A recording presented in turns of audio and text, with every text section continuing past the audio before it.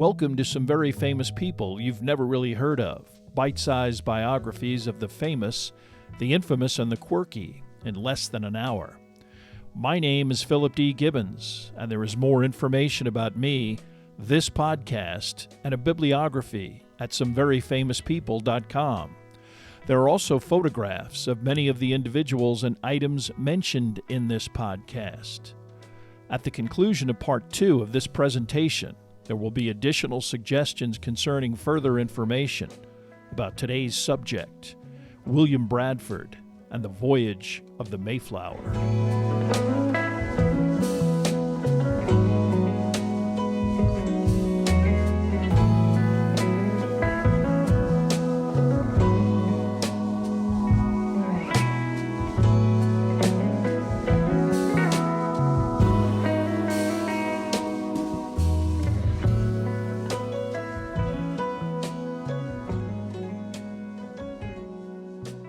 Now let's continue with our story about the Mayflower.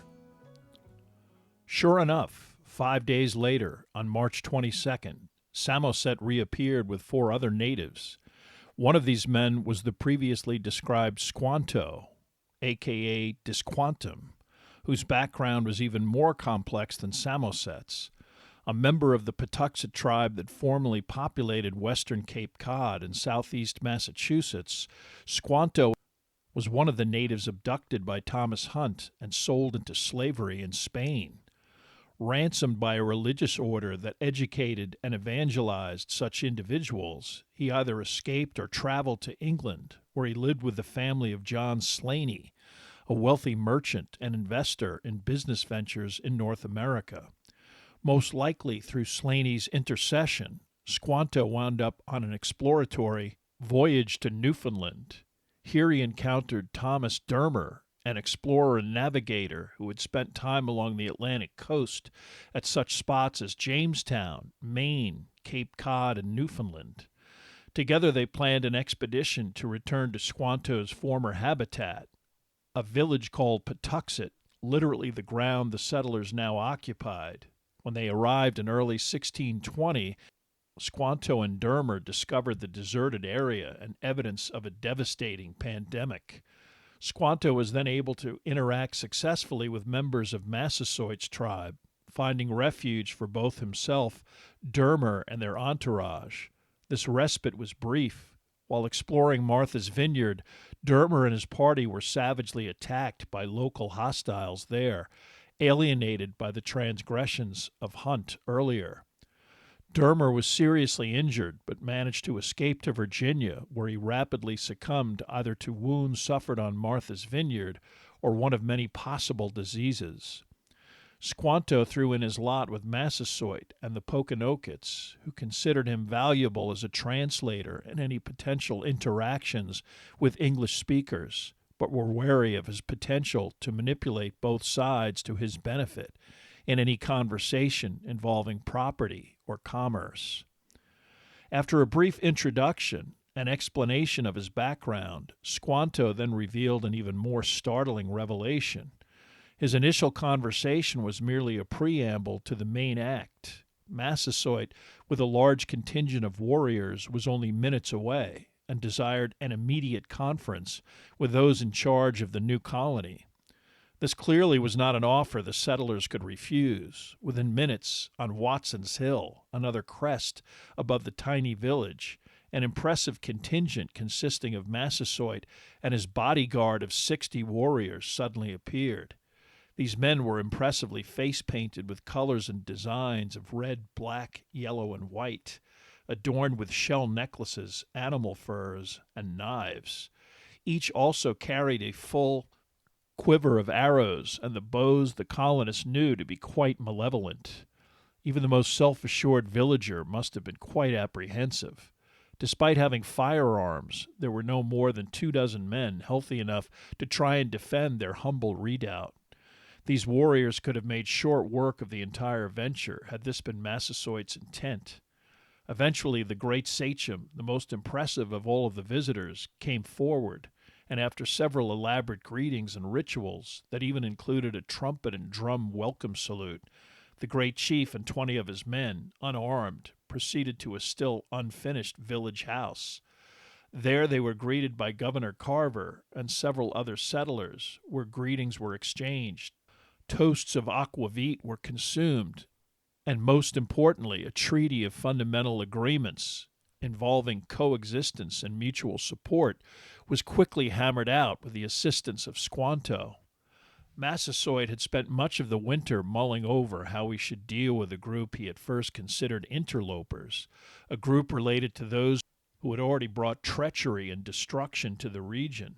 But Massasoit had other factions that were way more formidable than this tiny irritant. His perpetual competitors, the Narragansetts, had gotten the upper hand in his own backyard, the Pokanokets' numbers reduced by as much as 80% by their own recent exposure to plague and disease. He also heard Squanto's constant refrain that the English could eventually provide firearms, and it became accepted belief among the tribe that the plagues that descended upon the natives was a physical force that the English could willfully control. Imagine if Massasoit could harness that type of weapon in dealing with his tribal enemies. It was this agenda that led to this tribal non-aggression pact, but also actual cooperation in which the great sachem promised to help the immigrants learn the best practices involving agriculture, fishing, and hunting. Massasoit and his entourage left in the late afternoon, but Squanto was left behind and spared little time before descending into nearby mudflats and extracting an enormous bounty of eels that eventually wound up on the dinner table. His next project involved demonstrating to the settlers how a multitude of herring would spawn in a nearby stream and how harvesting these fish was an integral part of the process of planting corn, the seeds accompanied by a generous amount of fish fertilizer to overcome the marginal agricultural quality of the nearby fields. This process also involved the planting of beans and squash, all three vegetables able to thrive utilizing the natives' simple methodologies. The stash of stolen corn seed was put to good use. The settlers' own barley and peas, brought for the purpose of farming, was only modestly productive. With the onset of spring and milder weather, the establishment of at least an initial footprint of a settlement, and the astonishing new relationship with a powerful local ally, Captain Christopher Jones decided that this was the appropriate time to sail back to England. After all of its cargo was removed and brought ashore, rocks were added for ballast, and on April 5th, the Mayflower slowly made its way out of the harbor, an introspective moment for all of those left on shore. Because of the seasonably calm weather and westerly prevailing winds that propelled the ship instead of impeding the craft, it took only a month for the Mayflower to reach its home port and Jones's residence on the outskirts of London at Rotherhithe. For a brief period, he and his ship continued to participate in transporting goods like sugar between England and neighboring countries across the English Channel. But Jones's health, permanently impaired by his Atlantic crossing with the Plymouth settlers, was undermined to the extent that he died on March 5th, 1622, less than a year after returning from North America. The ship remained unused for 2 years, tied up in the Thames near Rotherhithe. Without proper maintenance, it fell into disrepair, and eventually its owners, which included Jones's widow, applied for an official valuation from the Admiralty, which came to a little more than £100. There are no substantial accounts as to what happened after the ship was dismantled. The most appealing suggestion that the timber from the ship eventually was used to construct a barn in the county of Buckinghamshire. For many years, the structure was presented to tourists as a Mayflower relic. Today it is closed to the public, its historical provenance suspect. Although Jones left the colony as it continued to make tangible progress, the toll of the first winter was considerable. Of the 18 adult females who set out on the Mayflower, only 5 remained alive when spring finally arrived. Death within the colony continued grimly despite improving temperatures. Sheer exhaustion may have contributed to the fate of Governor John Carver, On a hot April day, while helping with a communal effort to plant crops, Carver became incapacitated by a severe headache, most likely the result of the onset of a stroke. Carried by other men back to his unfinished hut, he died on or about April 5th, his death leaving a tremendous vacuum of leadership. By then, the formerly dynamic William Brewster was, after the dietary and environmental deprivations of a harsh voyage in winter, practically frail and no longer an appropriate choice for an authority figure. Of the remaining potential candidates, the individual who seemed to evoke the level-headedness and thoughtful perception of Carver was William Bradford, ultimately selected as the colony's next governor. His office was fraught with foreboding internal and external challenges. By the time of Bradford's selection, only weeks after the death of Carver, the former governor's wife, Catherine, was also already dead. But amidst this relentlessly fatal procession, other life-affirming attempts transpired. One of Bradford's first official acts was to preside over the civil wedding ceremony of Edward Winslow and Susanna White. Winslow's wife was in failing health for months, most likely from a combination of tuberculosis and scurvy, until she succumbed on March 24, 1621. Susanna White's husband, William, died on the 21st of February. Prominent as the first woman to give birth within the Plymouth colony, a son named Peregrine, born in late November, aboard the Mayflower, anchored in Plymouth Harbor, she also achieved the distinction of being the only widow to survive the first Plymouth winter. Only 6 weeks after the death of Winslow's spouse, Edward and Susanna tied the knot, a union perhaps driven as much by necessity rather than passion. The summer of 1621 would test Bradford's leadership skills, the result of 2 serious encounters with various tribal entities that underlined that Massasoit was only one of the indigenous factions in the region. The first resulted from behavior typical of a particular Mayflower family that could only be described as a bunch of antisocial pests. John Billington, his wife, and their 2 sons were part of the stranger contingent that the adventurers foisted upon the separatist religious faction when the Mayflower was still in England. As such, he was already hostile to such individuals as Carver, Standish, and Brewster, and constantly bickered on board the ship, especially when the original destination of Virginia was jettisoned.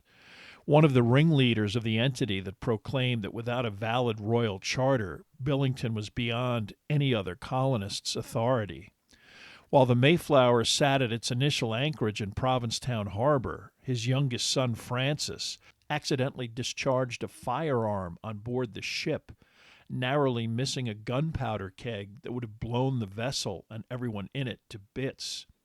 Although he did sign the Mayflower Compact, Billington Sr.'s antagonism towards members of the rest of the community, especially Miles Standish, was so pronounced that eventually the usually mild-mannered Governor Carver felt it necessary to publicly admonish him by ordering that his feet and hands be bound in a late March official humiliation. While Carver was talked out of such a demonstration by Bradford and the pleas of the rest of the Billington family, subsequent events reinforced the Billington's family's village idiot status. In the spring of 1621, 16-year-old John Billington, Jr. wandered away from the colony and into the woods, eventually getting completely lost, the surrounding unfamiliar wilderness the perfect environment for such extreme disorientation.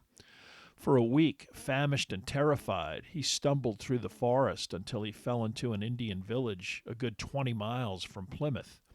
The sachem of this village, known as Menominee, was an individual named Kanakam. Although a Pokanoket, he, like many other tribal leaders of the region, was not thrilled about Massasoit's alliance with the Mayflower settlers. As such, he conveyed the Billington boy not to the settlers or even Massasoit, but to the Nauset tribe. This was the entity victimized earlier by Thomas Hunt and the owners of the corn cache and burial grounds that were dug up and trashed while the Mayflower was anchored in Provincetown Harbor. Word eventually filtered back to Bradford through Massasoit as to the fate of the Billington teenager.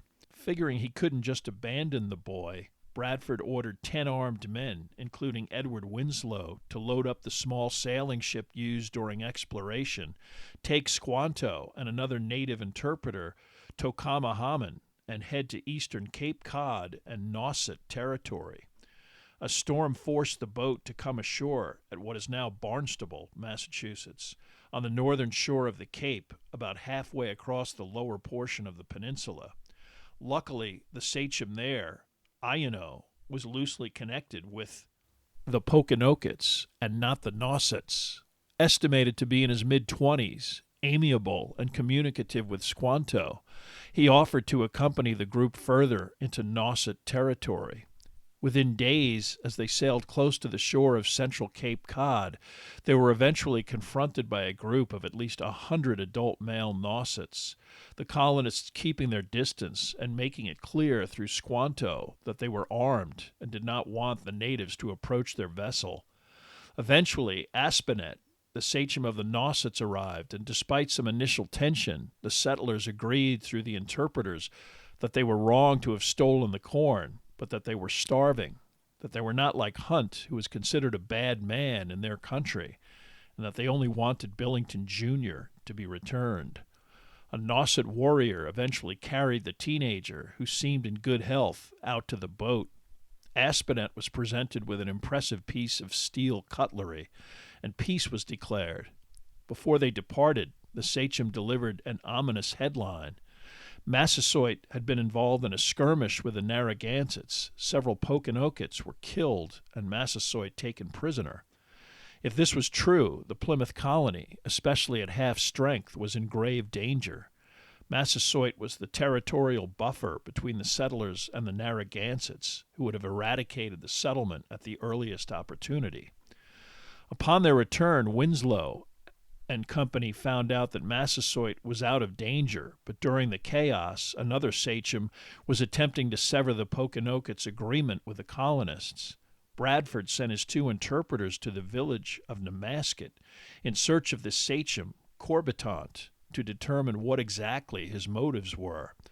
Squanto included some other Pokanokets in his party, and within days, one of these warriors named Hobbamock came racing back to Plymouth with news that Squanto, while meeting with natives at Namasket, was overpowered, was feared killed after this warrior fled.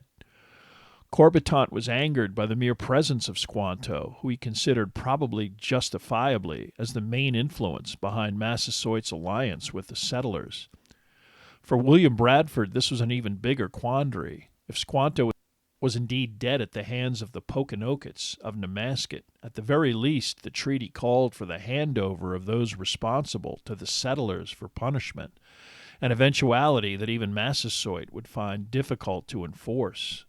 Most likely, this might precipitate a power struggle between the various sachems hostile to the settlers and Massasoit, who, based on his greatly diminished power, might possibly lose, a result that again would leave Plymouth colony in a precarious position. Nevertheless, Bradford again ordered Miles Standish to lead a group of 14 armed men to Namasket and determine if Squanto was dead. If so, Corbitant was to be seized and brought to Plymouth. Even with firearms, the 14 colonists understood that they were embarking on an extremely ambitious expedition. Accompanied by Hobbamock, who would be able to identify key locations in the village of Namasket, the Standish Company quickly made its way to the objective, crept to the edge of the village, and waited until nightfall to conduct a midnight raid on what Hobbamock identified as the sachem's wigwam. A steady rain had been coming down for hours, the sound of raindrops on the surface of the native dwellings helping the attackers to achieve complete surprise. With Standish in the lead, several colonists burst into Corbitant's wigwam, screaming for the sachem to present himself.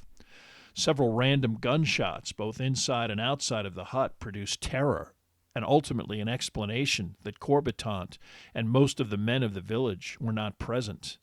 Squanto and Tocamahaman were quickly located, and eventually order was restored, Standish offered to transport 2 slightly wounded natives to Plymouth Colony for medical treatment, an offer that was accepted.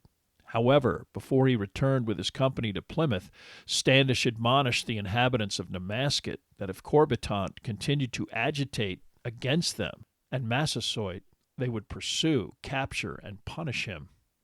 This mission and its outcome seems to have had a galvanizing effect on the various indigenous power brokers in the region. Massasoit, aware that some of his contemporaries were at least attempting to undermine his authority, was grateful for the colonists' supportive response, most likely because of the audacity of the attack, the willingness to use firearms, and the refusal to be intimidated, and Massasoit's ability to reassert his control. Gradually, peace feelers from throughout the region were received at Plymouth Colony. This preceded another formal ceremony on September 13, 1621, and treaty of mutual protection and pledge of loyalty to the King of England, James I, that was signed by 9 different sachems, including Epinow, a Nauset from Martha's Vineyard, Connaugham, a player in the Billington Jr. affair, Massasoit's brother, Quadakina, as an affirmation of Massasoit's continued support, and even Corbitant, who did not wish to remain an outlier. Although on a daily basis, life continued to be harsh and frequently unforgiving, by the end of September, settlers at Plymouth Colony seemed to have turned a corner. They concluded the first harvest of all of the crops that they meticulously planted earlier in the spring. Corn, squash, beans, and even some amounts of barley and peas were stockpiled, a plentiful contrast to the dreadful deprivation of the previous winter. As massive flocks of ducks and geese migrated through the area, the settlers were able to hunt down as many of these birds as they wished, again putting aside a large quantity to help celebrate a tradition that was centuries old, a harvest festival consisting of food, drink, and good cheer.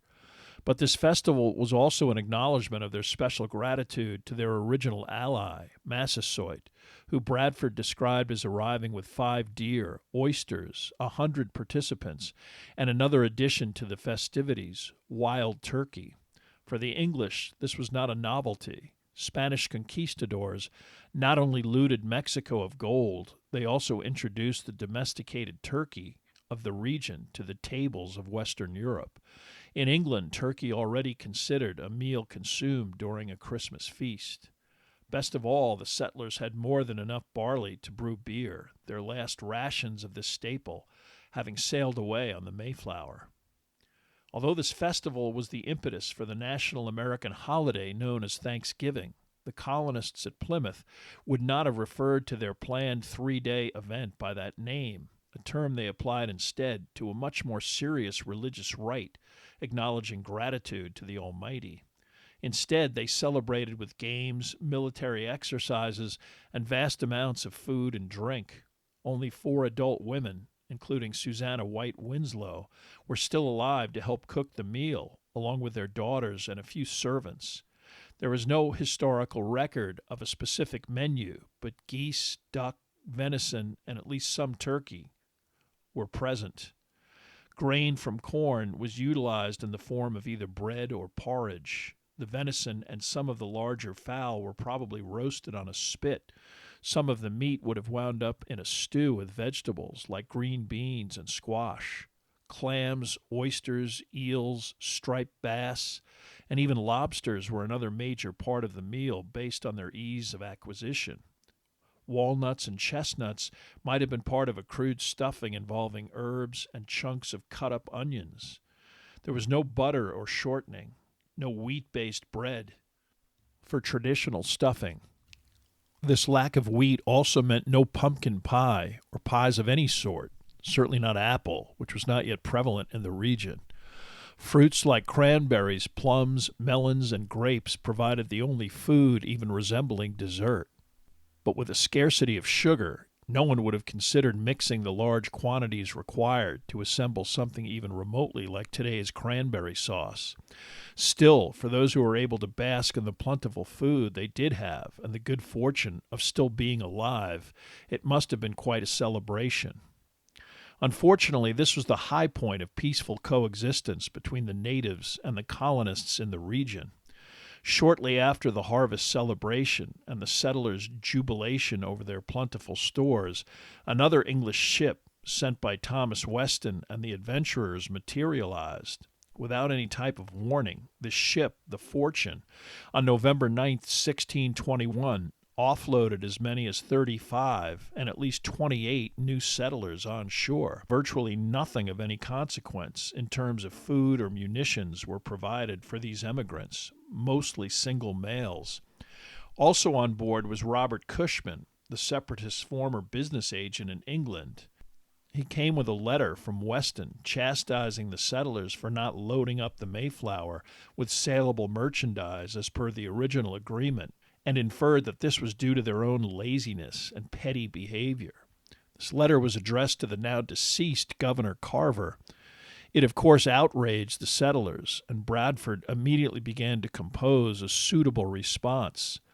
Cushman also asked the settlers to sign the original agreement that the settlers had postponed when they left England, essentially acknowledging their debt and arrangement with the adventurers. Although they all eventually signed, Bradford did include a scathing letter that underlined that Carver had literally dropped dead while laboring on Weston's behalf. The colonists did load up the Fortune with beaver pelts and timber that retired a substantial amount of debt, but emotions ran high, especially because the additional mouths to feed meant that food was again a precarious situation as winter approached. From a historic perspective, perhaps the most important document that Cushman brought back when the ship left on December 13, 1621, was the Winslow Bradford manuscript detailing life in the colony in its first year, concluding with a description of the recent celebration feast. Published as Mort's relation, Mort a corruption of the editor's name, the pamphlet is one of the few primary sources of information about the establishment of Plymouth Colony. Another incident shortly after the departure of the Fortune only ratcheted up the tension within the colony. Despite progress with many of the tribes in their vicinity, the settlers still faced other adversaries like the Narragansett, who remained hostile and eager to destroy the alliance between the Pokanokets and the settlers. Out of nowhere, a Narragansett messenger walked into the village asking for Squanto, who was elsewhere. The messenger then wordlessly handed over a packet of arrows bundled with a rattlesnake skin from Canonicus, the Narragansett sachem. Although Squanto eventually interpreted this symbolic offering, Bradford had already perceived it as the challenge and threat that it was. Although the messenger was anxious to leave, the governor had him wait and then presented him with the same rattlesnake skin, now stuffed with gunpowder and bullets, a message that resonated with Canonicus, who refused to even touch the package upon its return. However, this exchange seemed to intensify in the colony a feeling of permanent collective anxiety about potential native attacks.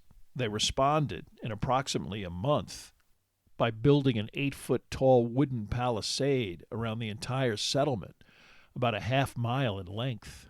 This construction underlined a mentality now unfortunately clear to both the colony and its neighbors, one of fundamental mistrust.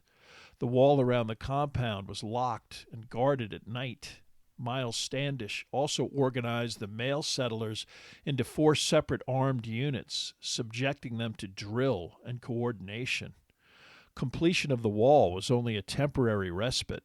To this increasing paranoia, more stress was added when in June of 1622, 2 more English vessels arrived, carrying 60 more emigrants. With them came the news that Weston had severed his agreement with the other adventurers, that these men were there to establish their own Weston finance colony, and by the way, in the meantime, until they got up to speed, could you, Bradford, feed and house them? although Cushman also informed Bradford in his own letter that the Fortune had been captured by the French and the entire shipment of goods seized. He advised Bradford to have nothing to do with this new venture, describing the latest contingent as faithless ruffians. But Bradford, having lived through such an experience, knew what this type of rejection would mean, and a true Christian decided against turning these emigrants away. For his tolerance, Bradford was rewarded with his new charges, eating everything they could get their hands on, including Plymouth Colony's growing corn as it was still green in the fields. Eventually, Weston's new employees made their way about 20 miles up the coast to a location known as Wessagusset, now Weymouth, Massachusetts. As it was clear that the harvest of 1622 was not even close to providing enough food for Plymouth's inhabitants, Bradford resolved to lead a trading expedition to Cape Cod. Even more desperate for food, the newly entrenched settlers at Wessagusset agreed to assist in this effort, loaning Bradford their small ship, the Swan, to undertake the expedition. Squanto was to accompany Bradford on the mission, his status greatly diminished when he was implicated earlier in the year in an elaborate plot to induce hostility between Massasoit and the Plymouth colony. Only Bradford's refusal to hand him over to the Poconokeets prevented his execution. Squanto claimed to be able to navigate the Swan through the shoals that forced the Mayflower to turn back in 1620, and he successfully guided the ship to present-day Chatham, Massachusetts. There he also helped Bradford negotiate a sizable purchase of corn and beans. Just when the ship was to continue southwards, Squanto suddenly became extremely ill and died in a matter of days in a manner that was suspicious, especially for an individual who had survived both continual close contact with white people and literally lived in Western Europe. Historically unsubstantiated is the belief that he was poisoned by a Confederate of Massasoit. Either way, Bradford, who relied and still believed in the interpreter, was crushed by the loss. Upon his return to Plymouth in the winter of 1623, Bradford was greeted with rumors from Massasoit and the interpreter, Hobomak, that the Massachusetts natives that controlled the indigenous settlement called Shawmut, today known as the city of Boston, coordinating with other local tribes fed up with the Wessagusset settlement inhabitants pillaging their crops and food, were on the verge of attacking in great numbers, intent on wiping out both colonies. As Bradford formerly considered Squanto as a trusted ally, Standish felt the same about Hobomak.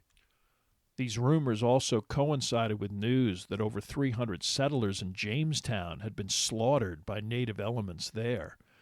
Although he waited until the spring, Standish resolved to preemptively extinguish the threat before any such attack. In late March of 1623, he invited several powerful native warriors and sachems to participate in negotiations to resolve their complaints.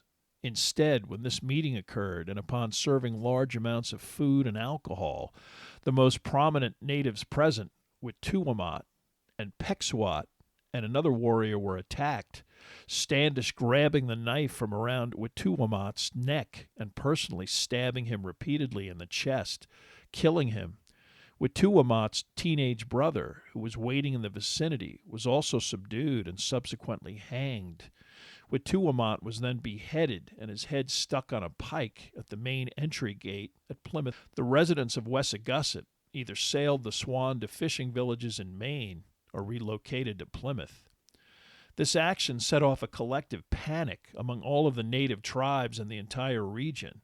The awareness of such ruthlessness underlined the potential savagery of the colonists.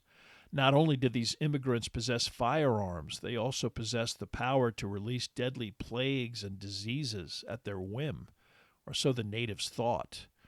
En masse, large groups of the indigenous peoples of the region fled into hiding in swamps and remote areas, subjecting themselves to additional disease and famine. Within months, many of these tribal entities were greatly diminished, allowing for the 1628 establishment and rapid expansion of the Massachusetts Bay Colony, a settlement with 20,000 inhabitants that by 1640 dwarfed Plymouth. Despite the tension between Plymouth and most of the native tribes of southeastern Massachusetts, Massasoit was able to maintain peaceable relations personally with such influential individuals within the colony as Edward Winslow, who served as a kind of ambassador for Plymouth, an occasional governor, and William Bradford, re-elected governor of Plymouth Colony for many of the years leading up to his death in 1657. By then, Bradford was remarried with 3 more children and completed a manuscript known today as Of Plymouth Plantation, an account of the founding of Plymouth Colony and its aftermath, and one of history's most famous memoirs. This manuscript has been edited many times by many individuals, perhaps the most notable edition, transcribed by Samuel Eliot Morrison. Miles Standish also lived into his 70s, his military position serving Plymouth Plantation ending around 1635. By then, he and others had successfully negotiated with the merchant adventurers to retire their debt, Standish receiving a 120-acre farm in the area known today as Duxbury, Massachusetts. He subsequently served in various Plymouth Colony administrative positions, including as a kind of superintendent of highways, until his death in 1656, age 72. His close associate and friend, Hobomok, lived in his household until the native interpreter's death in 1642. Other original Mayflower voyagers were not as productive. Despite receiving property and cattle that should have provided a stable existence, John Billington got into a dispute with a 17-year-old male neighbor who he ultimately shot to death. Tried for murder, he was convicted and hanged, earning the distinction of probably the first colonist formally punished for murder in the New World.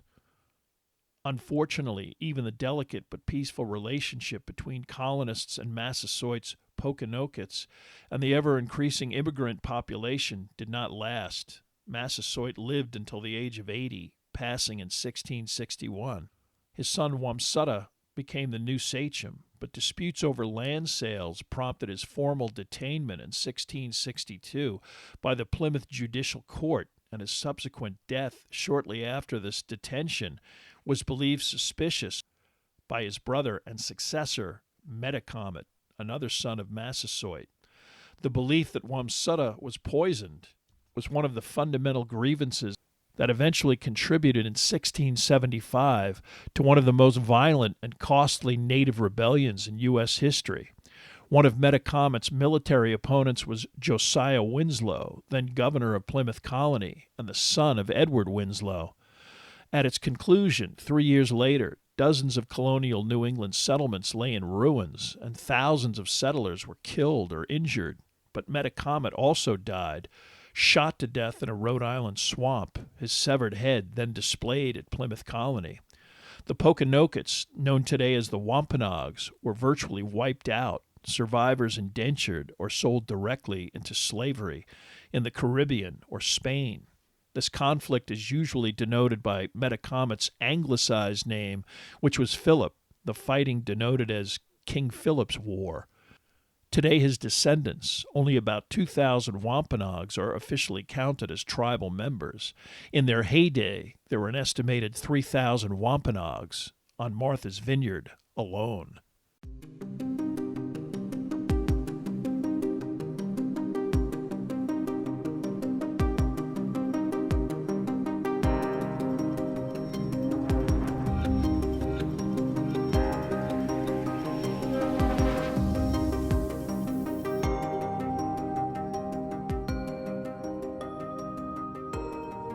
Thank you for listening to Part 2 of this podcast about the Mayflower. Information for this podcast came from the books Mayflower, A Story of Courage, Community, and War by Nathaniel Philbrick, and The Mayflower by Rebecca Frazier. There are also additional photographs, bibliographical, and musical information at someveryfamouspeople.com. If you have enjoyed this presentation, please like us at our Facebook page, Some Very Famous People. Follow us on Twitter at Philip D. Gibbons, and subscribe to my YouTube page at Noblesse Oblige. And also, if you like bite-sized biographies, please tell a friend.